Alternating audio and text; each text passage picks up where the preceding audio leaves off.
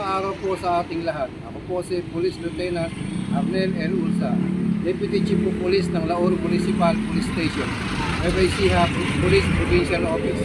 Para sa ligtas at payapang halalan, naigit ay pinagbabawal ang pagdadala ng armas ngayong election period. Simula Enero 12 hanggang Hunyo 11, 2025, makiisa sa pagpapanatili ng kaayusan at katiwasayan sa ating komunidad.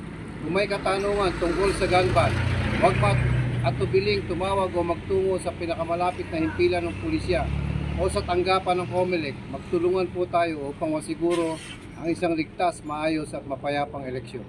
Salamat po.